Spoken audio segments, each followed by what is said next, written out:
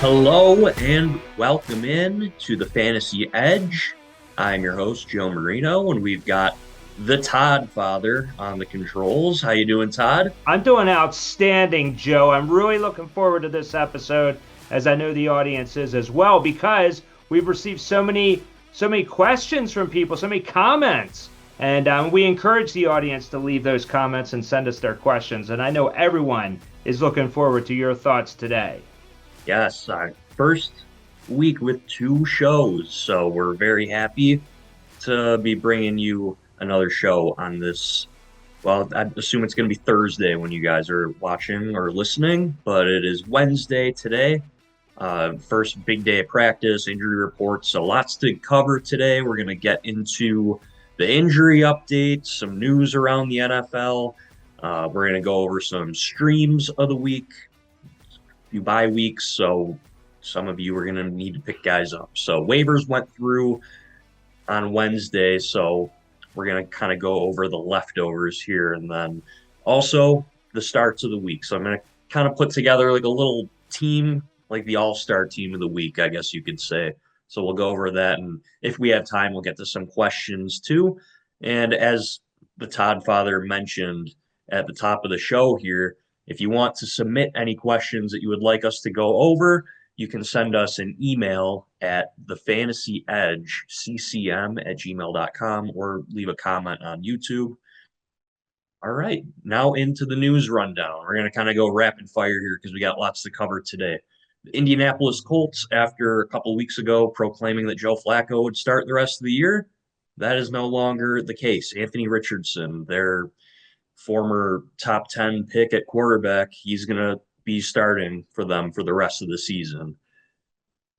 Over to the Buffalo Bills, a couple of noteworthy things from practice today. Dalton Kincaid, their star tight end, did not practice. Also, their newly acquired wide receiver, Amari Cooper, was limited. And also, they ruled out Keon Coleman, their rookie wide receiver, already. So, potentially a diminished Buffalo Bills offense going into their game of the year against the Kansas City Chiefs. Speaking of the Chiefs, their wide receiver, JuJu Smith-Schuster, will likely be back in the lineup this week. He's missed the last couple of games with a hamstring injury. And their star running back, Isiah Pacheco, he is back at practice, but unlikely to return this week. Keep an eye out for him in the next couple of weeks. Kareem Hunt will remain their lead back. After much speculation that there could be a quarterback change, that is not the case in Las Vegas. Gardner Minshew will remain their starting quarterback this week. Lots of speculation that Desmond Ridder could be taking over there, but it will remain Gardner Minshew. Sam Laporta for the Detroit Lions, he did not practice on Wednesday. He suffered a sprained AC joint in the last game for them. It's expected that he will most likely play, though, so keep an eye out on that as Thursday and Friday roll around. Minnesota Vikings quarterback J.J. McCarthy, he had a second surgery to address some swelling. I believe it was a meniscus tear. Still expected to be back in time for next season. Ravens tight end Isaiah Likely, he returned to practice Wednesday. He had a hamstring injury, missed last game. Most likely will be back for the Baltimore Ravens. Seahawks wide receiver DK Metcalf returned as a limited participant Wednesday. He's missed the last couple of games. Michael Pittman Jr. for the Indianapolis Colts, he returned to practice today as a full participant. And then Washington running back Brian Robinson Jr. off the injury report. He'll be good to go for Thursday against the Philadelphia Eagles. A few more here. George Kittle, San Francisco 49ers tight end. He did not practice Wednesday with a hamstring injury. And then Pittsburgh Steelers running back Najee Harris. He also did not practice on Wednesday. He has an ankle injury. Looked like he got banged up in the last game. So Jaylen Warren, make sure you're picking him up if he was dropped. So keep an eye out for that. And then last bit of news, over in Green Bay, Josh Jacobs limited with a quad injury on Wednesday. Jacobs has been the workhorse running back for the Packers thus far. Emmanuel Wilson is involved in this offense, and Marshawn Lloyd back at practice too. He was just taking off of the IR, so he is expected to be coming back. If you can, add him. If Jacobs misses time, I think Marshawn Lloyd could be a very strong add at this point of the season as playoffs are coming up. And last bit of news in Green Bay, Jordan Love, full participant at practice today. He had a groin injury a few weeks ago, looked like a pretty scary injury, but he played in that rainstorm of a game against the Lions a couple weeks ago, had the bye week off. Looks like he'll be good to go. So that is the new, very long laundry list of news around the NFL, fantasy relevant news. All right. Now we're going to get into what I'm going to call the streamers of the week. Maybe some guys that aren't rostered in every single league, maybe guys you can pick up off of the free agent list. We're going to go down by position.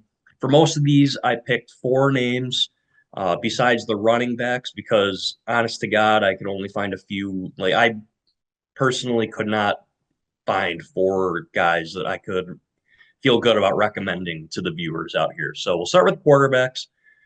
First, Bo Nix of the Denver Broncos. He is 40% owned, so he's getting up there a little bit, but more likely than not, he'll be available in your league. They're going against the Atlanta Falcons. I would imagine this is going to be a very high scoring game. Nix can sling the ball. He also has some rushing upside, too. So if you got a quarterback on a bye, pretty good chance that Bo Nix could potentially be available for you to pick up. Next, again, unlikely that this guy's available. He's owned in 86% of leagues. Jared Goff, the Detroit Lions, are facing the Jacksonville Jaguars.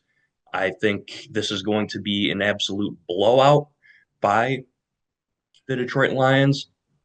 You're going to see in the starts of the week / all-star team later on, there's going to be a couple Detroit Lions on that list.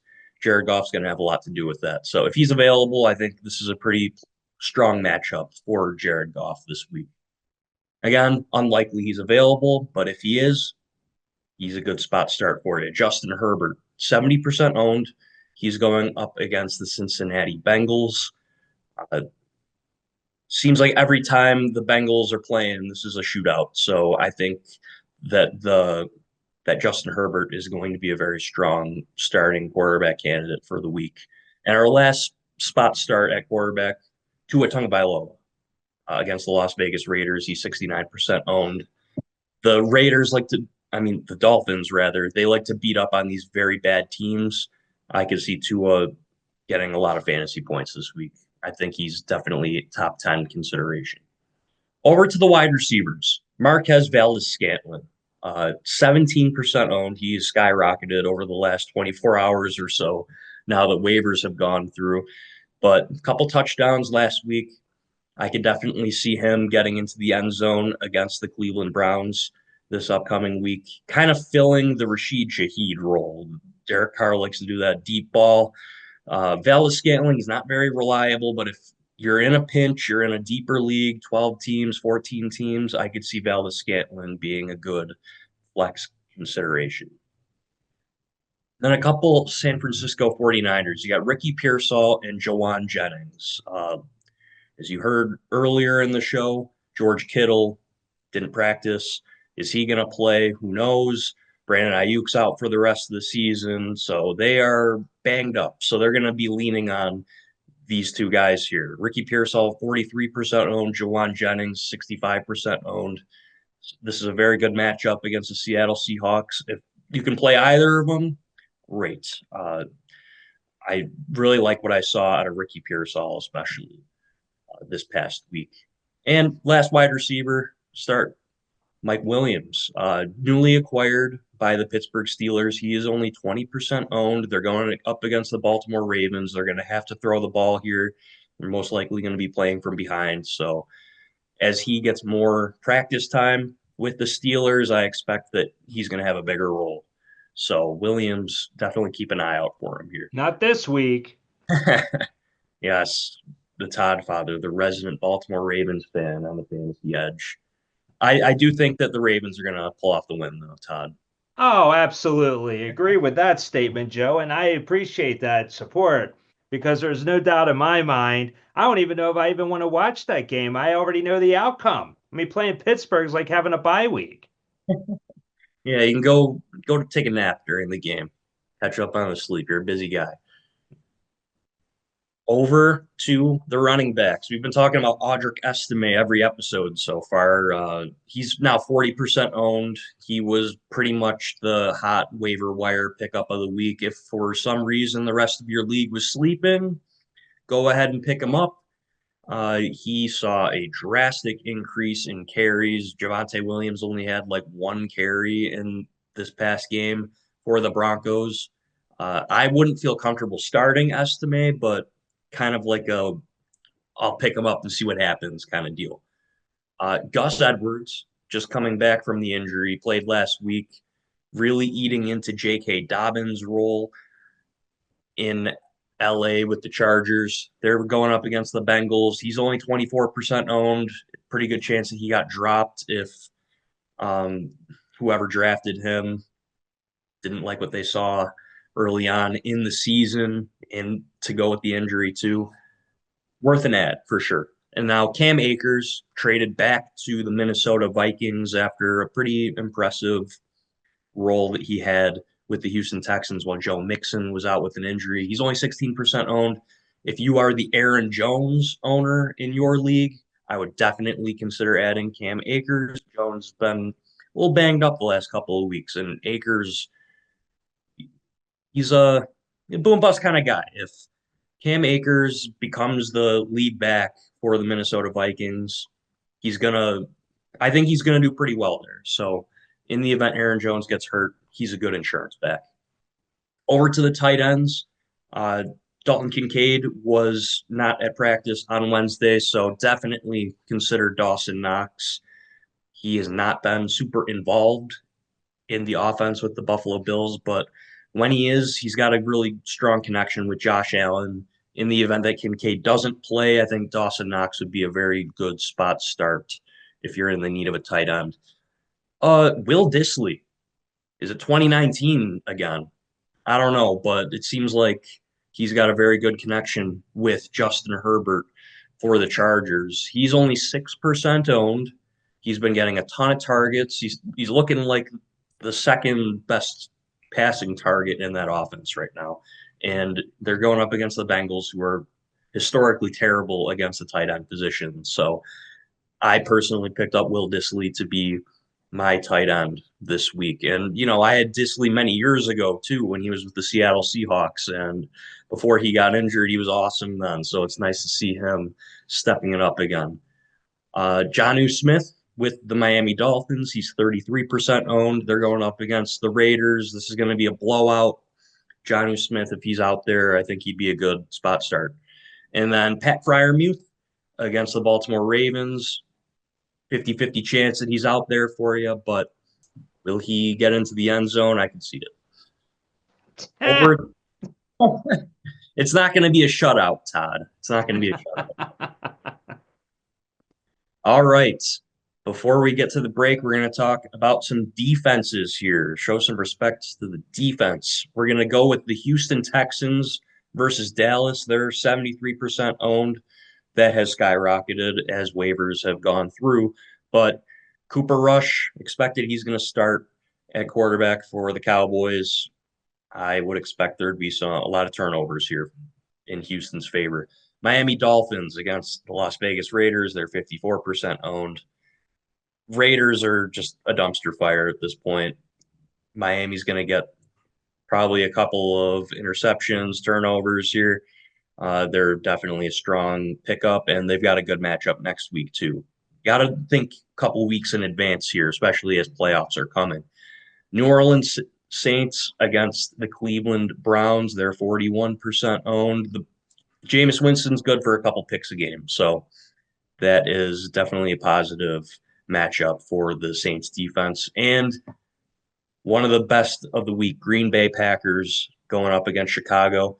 Green Bay 61% owned, but Chicago, they did just fire their offensive coordinator, Shane Waldron. So I'd be a little iffy. I'd prefer the other options here, but Green Bay should still get you a decent amount of fantasy points on the week. Usually you see a little bit of an uptick when there's a coordinator or coaching change. So that's why I'd be a little bit weary. But yeah, those are the waiver wire targets of the week, I guess you could say, streamers of the week. But we are going to go to break. Producer Todd is yelling at me in the chat here. We're going to cut to a little commercial break here, and we'll be back with the starts of the week. Hello, and welcome back to the Fantasy Edge. I am Joe Marino. We got the Todd Father on the controls, and now we're going to get into the starts of the week for week 11 at quarterback. We've got Josh Allen against the Kansas City Chiefs. Allen, he's been hit or miss for fantasy wise this year. He typically quarterback one drafted, but this is it's no secret. Buffalo Bills and the Kansas City Chiefs. There's a lot of bad blood there, and I'm pretty sure that Josh Allen is going to come into this game with hatred in his heart, and he's going to come out there and, despite the injuries to that wide receiver room, I think he's going to come out and have a monster game. He's going to be a top three quarterback on the week. And when we are here on Tuesday, hopefully we're talking about that. What do you think, Todd? I know you're not a big Josh Allen guy, but what are your Well, thoughts? I love Josh. I know Josh. He's a great guy, super nice. I will say this, and in the cover of the paper today, they talked about how there's this playoff feel. There's a vibe there. The ticket prices are going to the moon. I get all of that. However, I think the fan base might be building this game up to a point where it almost becomes unreachable. You almost want to have the fan base treated like we've been there before. The players should treat it like that. We've been there before. It's just another game, happens to be a good opponent, but we're going to go out there and we're going to win this game because that's what's expected of you. I think if they go into with that mentality, they win this game. If they start getting it hyped up and then you get down to where there's a last minute decision by the coach, McDermott never does well when it comes when the pressure's cooking. So if that's the case, I have to suspect then the pressure builds up, the fan base it builds up with them, and you're just going to feel it on the field, and that's when Mahomes just strikes. So I think everybody's got to treat this like, hey, we've been there before. Let's have some confidence. If they go about doing that, I think Josh will have a very successful day, as will the team.